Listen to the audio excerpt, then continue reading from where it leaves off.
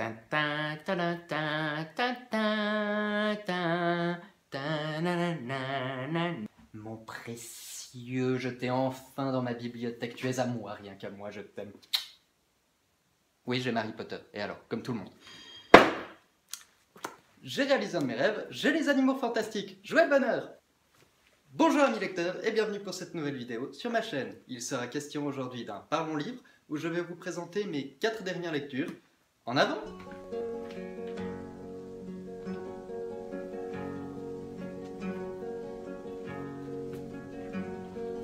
Le premier livre que je vais vous présenter est Un sac de billes de Joseph Joffo chez Le Livre de Poche. Alors, il s'agit d'une autobiographie retraçant l'histoire de Joseph Joffo lorsqu'il était enfant, il devait avoir 10 ans, et qu'il a dû fuir Paris durant l'occupation avec son frère, vu que c'était un petit juif, afin de rejoindre le reste de sa famille dans la France libérée dans le sud, d'abord à Meudon, puis à Nice, puis dans d'autres aventures. Et c'est une autobiographie qui m'a... J'ai lu le livre avec plaisir, mais c'est pas le livre qui m'a le plus marqué de toutes mes lectures. Le style est bon, le style est humoristique, il y a beaucoup d'autodérision, c'est direct, c'est narré au présent à la première personne. Je vais pas spécialement faire de commentaires, c'était sympathique, il y a beaucoup d'aventures intéressantes qui se passent, je suis content d'avoir découvert la vie de cet homme en particulier. J'aurais bien aimé pouvoir le rencontrer personnellement vu qu'il était au Salon du Livre à Genève. Malheureusement, j'étais pas là les jours où il était présent.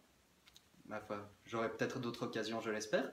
C'est un livre que j'ai eu envie d'acheter et de lire vu que j'ai remarqué qu'il y avait une nouvelle adaptation qui était sortie récemment au cinéma et je n'ai pas eu envie d'aller la regarder même si ça m'intéressait beaucoup et qui me semble bien réalisé avant d'avoir découvert le texte original. Donc je l'ai lu rapidement, mais c'est pas le livre qui m'a réellement le plus touché. Mais c'était très intéressant quand même. Le deuxième livre que je vais vous présenter est Inavouable héritage de Barbara Wood chez Pocket Edition. C'est l'histoire d'Andrea, jeune fille de 27 ans habitant en Californie, à qui sa mère dit un jour « Écoute, ton grand-père en Angleterre vient de finir à l'hôpital, moi je peux pas y aller parce que je viens d'être opéré du pied, il faut que tu partes à la rencontre de ta famille que tu n'as jamais connue vu qu'on est parti quand tu étais un tout petit bébé. » Voilà, ça c'est le pitch de base. Elle se rend donc dans ce pays où elle ne comprend même pas certains mots vu que l'anglais américain et l'anglais anglais sont très différents. Et elle essaye de s'intégrer, mais elle se sent pas proche de ces gens. Elle les a jamais connus, elle n'arrive pas à les considérer comme si c'était ses racines.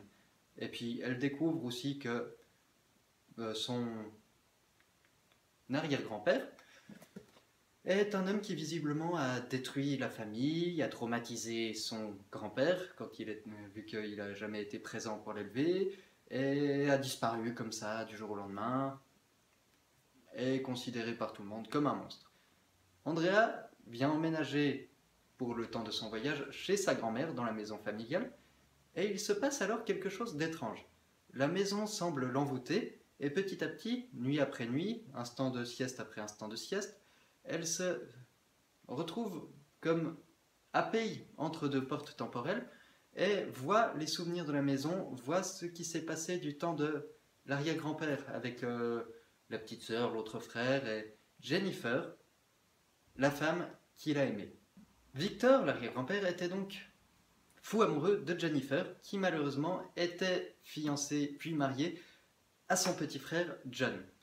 Donc voilà, il a essayé malgré tout de lutter contre son amour jusqu'à ce que ça finisse par devenir tellement dévorant que effectivement ça a foutu un certain bordel. Je ne vais pas aller plus loin dans le récit, sous risque de vous spoiler. C'est un livre qui se lit très facilement, je trouve, qui a une intrigue vraiment prenante, on rentre dedans, rien que les premières pages, on se dit mais c'est quoi ce mystère, c'est quoi ce bordel?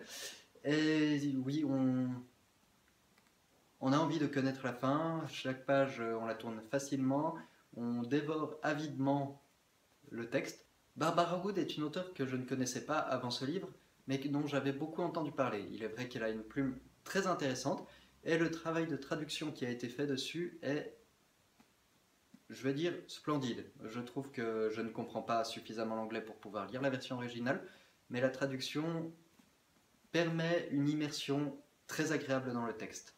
J'ai hâte de découvrir d'autres livres de cet auteur et je vous le recommande. Les deux autres livres dont j'ai envie de vous parler sont des livres de Samantha Bailey que j'ai pu rencontrer au Salon du Livre de Genève. D'ailleurs, un des deux est dédicacé. Le premier que je vais vous présenter, cet auteur, je ne la connaissais que de réputation et par sa chaîne YouTube. Et c'est vrai que j'en avais entendu énormément de bien, et je confirme, ses textes sont géniaux.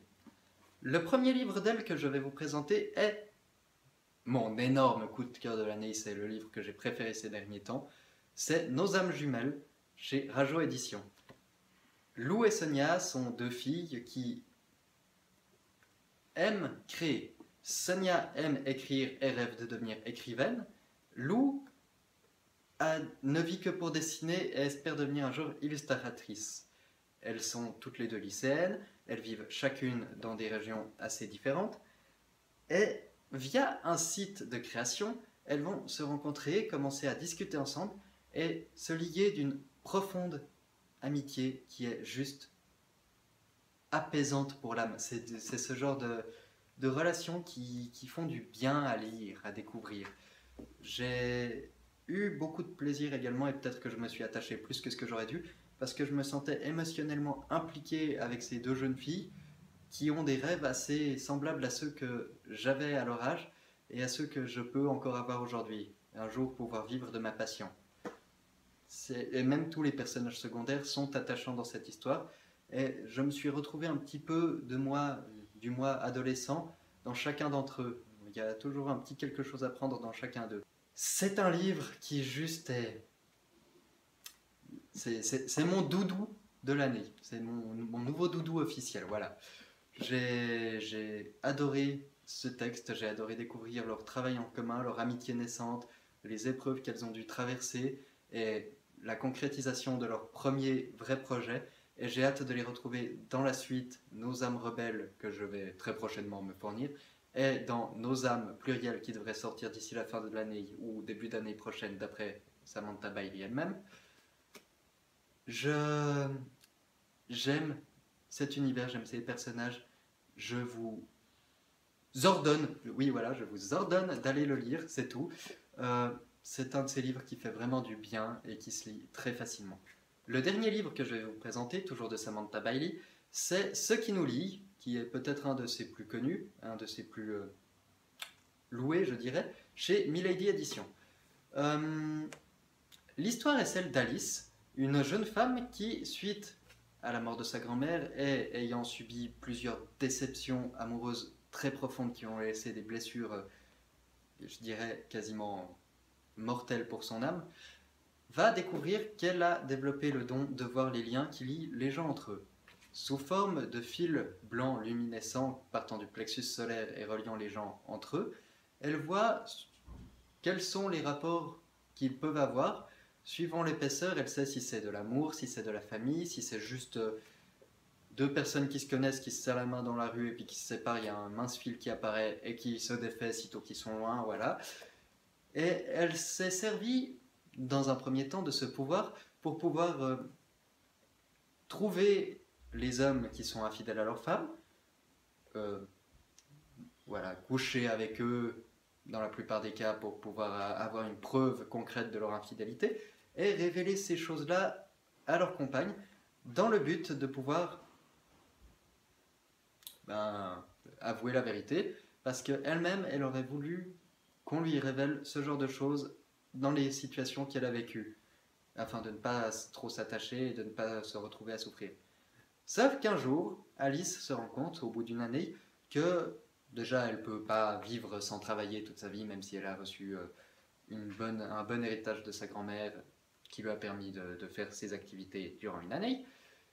Elle retourne travailler dans une agence de chasseurs de tête RH, qui s'appelle Linker. C'est une espèce de LinkedIn, enfin ce genre de réseau. À ce moment, elle fait la rencontre de Raphaël, Une personne que je méprise profondément, c'est un personnage de la plupart de mes lectures. Je crois que dans les 2 dernières années, c'est peut-être le personnage de livre que j'ai le plus méprisé, détesté. Vous allez comprendre pourquoi. Raphaël, elle se sent irrémédiablement attirée par lui pour 2 raisons. Déjà, c'est le beau gosse, blond, magnifique, bien sculpté, un peu arrogant, un peu hautain, très sûr de lui, le gars qui arrive très facilement à séduire les filles. Et ce qui chicane un petit peu Alice, c'est que Raphaël est la seule personne dont elle n'arrive pas à voir les liens.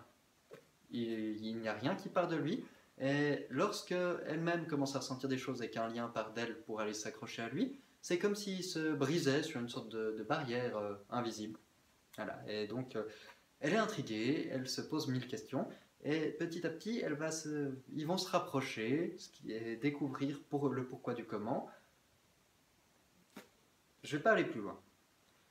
Ce qui est important à retenir de ce livre, c'est que c'est un beau message qui signifie que on ne peut pas vivre sans lien en réalité. Alice a essayé de se couper de tout, de toutes les émotions, essayé toujours, dans le but de se protéger, de ne pas s'attacher aux gens. Et elle a utilisé dans un premier temps son pouvoir dans ce sens-là pour éviter de souffrir. Et on se rend compte au fil du texte qu'elle commence réellement à guérir de ses blessures, que cette manière-là de faire n'était pas la bonne, mais qu'en se rapprochant de ses nouveaux collègues, en se faisant de nouvelles amitiés, en décidant de vivre réellement, elle va petit à petit guérir de ses blessures. Et je trouve que c'est là le message le plus important que Samantha Bailey essaye de mettre dans son texte, en tout cas c'est comme ça que moi je l'ai interprété, c'est qu'on a besoin des autres, on a besoin de se lier, on ne peut pas vivre sans attache. C'était un livre qui était intéressant. Bref, ce qui nous lie n'est pas forcément un coup de cœur aussi gros que celui que j'ai pu avoir sur Nos âmes jumelles, mais ça reste une excellente lecture qui s'est lue de manière très fluide, en quelques jours encore une fois, et je vous la recommande. Les personnages sont attachants, l'intrigue est réellement prenante parce que au début on est là, elle voit les liens entre les gens. C'est quoi ce bordel? Voilà, cette vidéo est désormais terminée. Ce sont 4 livres qui étaient livrement bons, disons-le, même si celui de Joseph Geoffaux était plus pour moi un témoignage que réellement un roman. Donc c'est celui que je dirais j'ai le moins aimé de ma saga, mais je l'ai quand même beaucoup apprécié. On se retrouve très prochainement pour une nouvelle vidéo. Ayez de bonnes lectures, portez-vous bien, ciao!